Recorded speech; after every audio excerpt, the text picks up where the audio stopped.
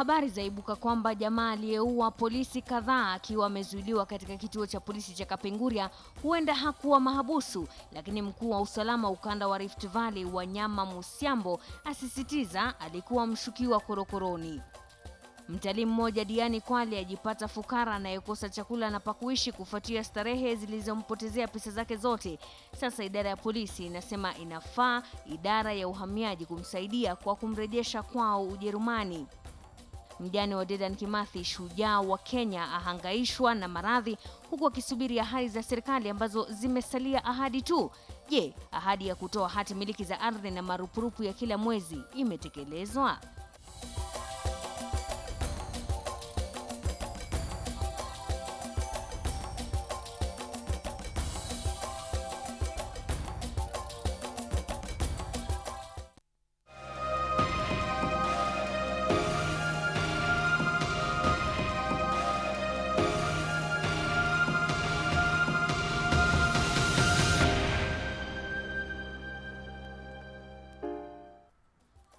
Karibu kwa kurunzi ya leo ambapo tunajadili masuala ya afya haswa kuhusiana na hali ya baridi yabisi au arthritis ukipenda. Wageni wetu studioni hii leo ni Daktari Etau Ekwom ambaye ni mtaalamu wa masuala hayo ama rheumatologist kwa lugha ya Kiingereza. Pia tuko naye mhariri wa mitandao ya jamii hapa Standard Group, lakini pia anaishi na baridi yabisi ambaye ni Sarah Asha Okworo. Asanteni sana kwa kufika katika studio zetu.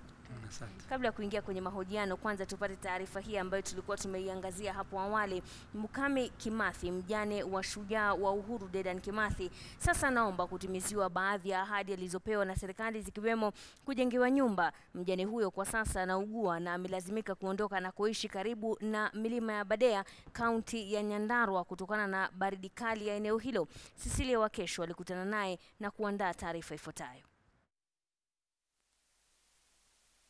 Ndio hali ilivyo kwa Mukami Kimathi, mjane waliyekuwa mpigania uhuru Dedan Kimathi aliyenyongwa mnamo mwaka 1957 kwa makosa ya kuongoza kundi la Mau Mau. Mukami anaugua.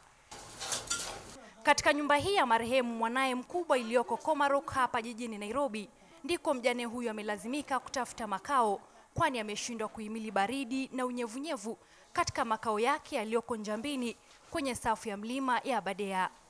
Nikaona tafadhali nije bali lakini hata kama ni wewe ukikaa kwa watoto. Kwa ukakamavu mjane huyu wa miaka 86 sasa anatoa kilio kwa serikali. Nataka president wa nisaidie na nyumba nawe ina pabo. Kwa hivyo tungeomba serikali hata president mwenyewe, President Uhuru Kenyatta mwenyewe aingilie kati, aongee na CS wa RADS Bwana Kaimenyi, familia ipatiwe hiyo allotment letter ya hiyo shamba iko Mombasa Road pamoja na title deed tuweze kuuza hiyo shamba tuko mahali prime, tuweze tukipewa allotment hata hatuna haja serikali tupe pesa ya kununulia mama nyumba. Hiyo shamba imetosha, tuuze tununulie mama nyumba. Na aliwasili hapa vipi? Diabetes hana high blood pressure, lakini akaona ile shida ako nayo juu anakuja kufanya, ni daktari wa mifupa, anakuja kufanya massage kila wiki ama physiotherapy. Kampima akatuambia ni kwamba baridi imeweza kita mizizi katika bavu zake ama imeingia sana katika mwili wake. Kubaya nyumbani ni baridi. Kuna kitu kingine kimekoza. Mukami ambaye amelalamikia kuhangaishwa na baadhi ya wanyakuzi wa mashamba ametaka serikali kuingilia kati na kumsaidia kupata vyeti vya ardhi aliyotengewa. Vilevile amelalamikia ukosefu wa ajira kwa wanawe na hata wajukuu wake licha kuhitimu masomoni. Na kwa kile kinachoonekana kama kutelekezwa kwa mjane huyu wa mmoja waliyekuwa mpigania uhuru wa taifa hili Dedan Kimathi, sasa familia hii inatarajia kwamba taifa litachukua tahadhari kabla ya hatari ya aina yoyote. Cecilia Wakesho, KTN leo, Komarok, Nairobi. Na taarifa hiyo inavunja moyo haswa unapoona kuwa shujaa anatelekezwa na kuteseka kwa hali hiyo, na kama ahadi ilitolewa basi ahadi ni deni na dawa ya deni ni kulipa. Mtazamaji, tukiingia katika swala la afya yako, je, hali ya kuumwa na viungo yani baridi yabisi au arthritis ukipenda inasababishwa na nini na inaweza kuepukika? Ni kuambua na chimba vitabu vya sayansi ya ugonjwa huu na kutuandalia taarifa ifuatayo katika makala maalum ya afya yako.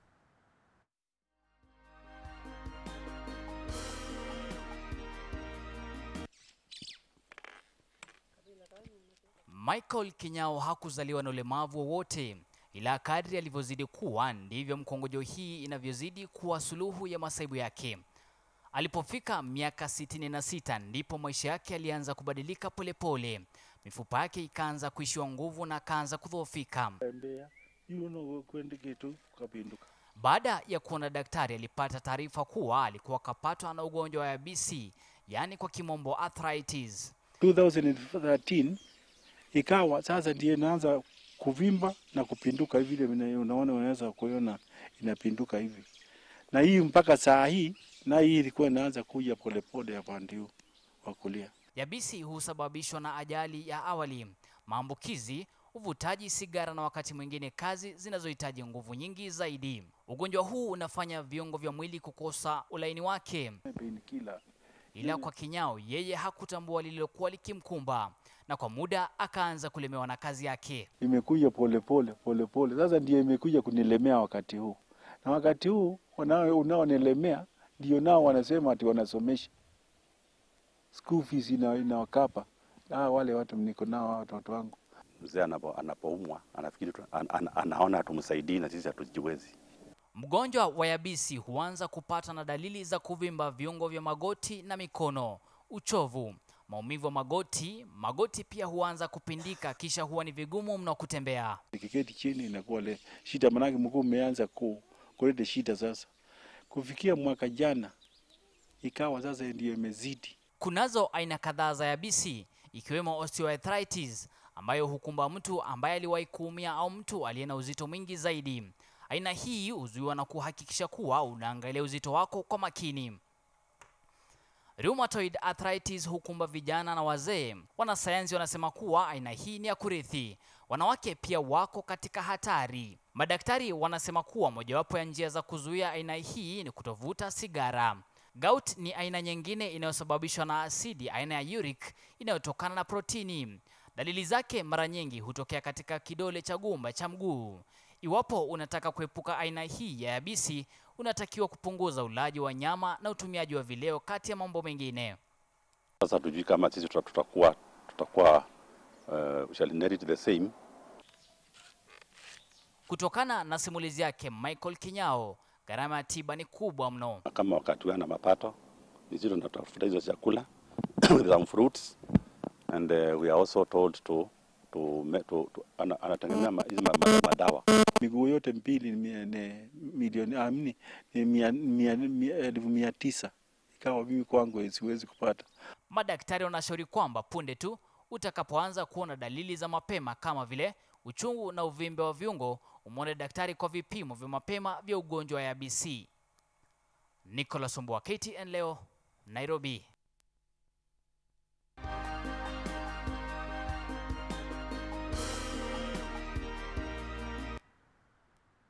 Na taarifa hiyo ndio msingi wa mahojiano yetu hii leo, tukiwa naye Daktari Etau Ekwom ambaye ni mtaalam wa masuala hayo ama rheumatologist kwa lugha ya Kiingereza ukipenda. Pia tuko naye Sarah Asha Okoro ambaye ni mhariri wa mitandao ya jamii hapa katika shirika la habari la Standard na pia anaishi na baridi yabisi. Tukianza na wewe daktari, kuna wengi ambao hudhania kuwa ugonjwa huu wa mahali hii inaathiri zaidi wazee na watu husema kuwa ni ugonjwa wa wazee. Vijana huwa wanapata vipi ugonjwa kama huu? Hii ugonjwa ya baridi yabisi ama arthritis inaweza tokezea kwa watoto, inaweza tokezea kwa vijana, inaweza tokezea kwa wazee. Haichagui umri. Lakini ile arthritis ambayo ni iko kawaida kuliko nyingine ni hiyo osteoarthritis, na ndio huwa inatokezea kwa watu ambao ni wazee, watu zaidi ya miaka 40. Na kwa hiyo osteoarthritis huwa mara nyingi wanasema wanawake zaidi ya miaka 40 wakipata ugonjwa huu basi sio jambo ambalo linatia wasiwasi sana, ni kitu kimezoeleka. Osteoarthritis inatokana na ile joint kuharibika polepole. Mtu akiendelea kuwa mzee, ile sehemu za joints kama cartilage ama mfupa ya joint inaharibika. So kwa hiyo ni kitu ambayo ni ya kawaida. Hata ukikuta mtu wa umri kama 70, wengi wana hiyo shida kwa magoti ama kwa upande ya hips. Naam, Sara, labda unaweza kutueleza ulijuaje kuwa uko na ugonjwa huu ama ulifahamu ukiwa na umri gani? Kwanza kabisa hata hatukujua ni arthritis ndio niko nayo. Tulikuwa tunadhani tu ni mifupa labda zijaform vizuri, labda ni ulemavu, sababu hata nikizaliwa mimi sikutembea. Unajua watoto wanatembea wakiwa na miezi ama mwaka moja hapo, mimi nilitembea baada ya miaka kama 2 hapo. So hawakujua ni nini hasa. Tulifanya test I think tulijua nikiwa high school huko, nikiwa secondary ndio tulifanya test tukajua, but ili take time sana kabla wajue haswa ni nini exactly inasumbua. Naam, mbali na viungo unasema kuwa huku tembea mapema kama watoto wengine, kuna mambo gani mengine ambayo yaliathirika haswa ulipokuwa katika ule umri ambao unaelewa jinsi ambavyo wenzako walivyo na wewe uko tofauti? Nilikuwa nashinda tu nimekuwa mgonjwa, immunity iko chini, unashinda uko na attack ya magonjwa tofauti, ukiwa na homa ishi haraka kama wenzako.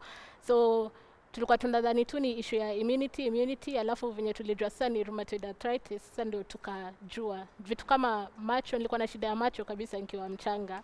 Venye nilienda kufanya surgery, huyo daktari aliniambia ni kama hiyo rheumatoid arthritis yenye nilikuwa nayo pia imechangia kwa hiyo kuaffect hiyo macho. Naam.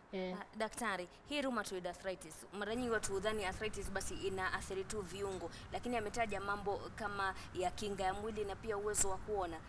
Inaathiri vipi mambo haya ukilinganisha kuwa ni uchungu katika viungo? So rheumatoid arthritis sana sana inaleta shida kwa viungo, lakini pia mtu anaweza pata sehemu zingine ya mwili inaathirika kama macho. Wengine wanakuwa na kuona kwa mdomo ama macho inakuwa inakauka sana. Saa zingine wengine wanapata shida kwa mapafu na wanahema zaidi kuliko kawaida. Kuna wengine wanapata vidonda kwa miguu ama kwa mikono. Kuna wengine wanapata sehemu kama nyuma ya hizi elbows zinapata kuvimba.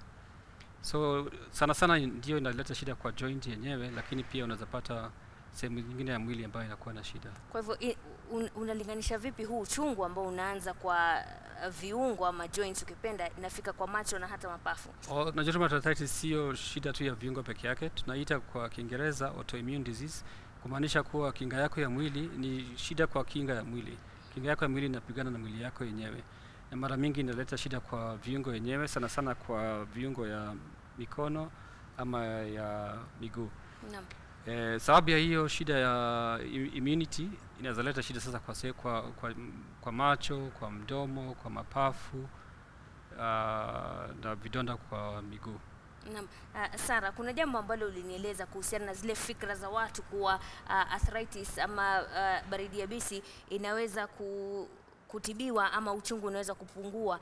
Tueleze yale mambo ambayo umesikia kuhusiana na hilo, ndio daktari aweze kutuambia kama ni kweli ama ni fikra tu za watu. Venye baridi ilianza, kama sasa unajua weather, of course kumekuwa na baridi zaidi kuliko hizo siku zingine. So kuna wakati nilikuwa na uchungu kabisa. So nilienda nikaanza kuangalia kwenye mitandao nini. So kuna dhana kuwa ukiwa na hii rheumatoid arthritis ukipata mimba na uzae kwa njia ya kawaida, uchungu si ati itaisha kabisa, lakini itapungua. Na hiyo ndio ilikuwa fikra. Watu wengi sana walikuwa wanasema mimi nilikuwa na rheumatoid lakini venye nilipata mimba nikazaa kawaida,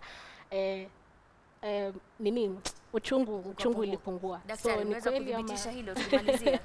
Rheumatoid arthritis kawaida, kama mtu ako na mimba, ile kiwango tuseme ya ugonjwa ama uchungu ile inaenda chini. Lakini kwa wengi baada ya kuzaa mtoto inaongezeka. Na haijalishi ni namna gani ya kuzaa, either kama kuzaa kawaida ama kwenda kwa operation. Kwa hivyo ni jambo ambalo mtu lazima ajaribu ndo ajue. Inajua ni ugonjwa tu. Kila mtu ako na ile experience yake tofauti. Kitu muhimu ya rheumatoid arthritis ni kama mtu akona rheumatoid arthritis lazima aonekane kwa hospitali, lazima atumie matibabu. Kwa sababu ukitumia matibabu haileti shida hizi kwa viungo ama kwa sehemu zingine za mwili. Ukikosa kutumia matibabu inaleta shida nyingi. Hizo shida kama macho, shida kwa viungo, na mtu vile mzee alisema kubadilishwa hizo viungo ni bei ghali sana kama 1900. So inachunga usiwe na shida kama hizo. So ni muhimu kutumia dawa. Wakati wote ambapo hujatumia dawa zako, hali imekuwaje? Maumivu yani ni serious, lakini unajua kama venye tu mtu ameelezea ni expensive kabisa. Yani ni bei ghali sana hizo madawa nini, so saa zingine unajipata yani ni maisha tu, ujaribu balance, uone ni uchungu unaweza fika kiasi gani, lakini venye daktari amesema ni muhimu kwenda kumwona daktari at least tutumie dawa, kwa sababu usipotumia dawa the pain is too much. Yeah. Naam. Asante sana Sarah Asha Okoro ambaye ni mhariri wa mitandao ya jamii hapa Standard Group, na pia anaishi na baridi yabisi, amekuwa akiishi nayo tangu alipozaliwa. Pia tulikuwa naye Daktari Etau Ekwom. Asanteni sana kwa kufika katika studio zetu. Ndio kurunzi ya leo ambapo tulikuwa tunaangazia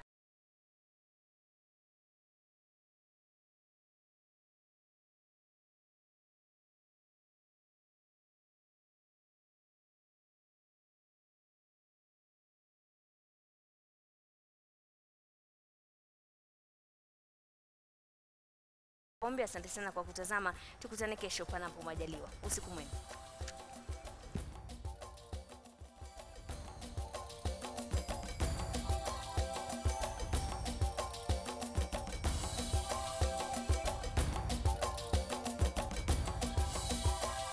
Habari zaibuka kwamba jamaa aliyeua polisi kadhaa akiwa amezuiliwa katika kituo cha polisi cha Kapenguria huenda hakuwa mahabusu, lakini mkuu wa usalama ukanda wa Rift Valley Wanyama Musiambo asisitiza alikuwa mshukiwa korokoroni.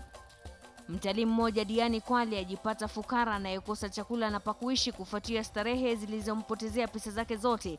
Sasa idara ya polisi inasema inafaa idara ya uhamiaji kumsaidia kwa kumrejesha kwao Ujerumani. Mjane wa Dedan Kimathi, shujaa wa Kenya, ahangaishwa na maradhi huku akisubiri ahadi za serikali ambazo zimesalia ahadi tu. Je, ahadi ya kutoa hati miliki za ardhi na marupurupu ya kila mwezi imetekelezwa?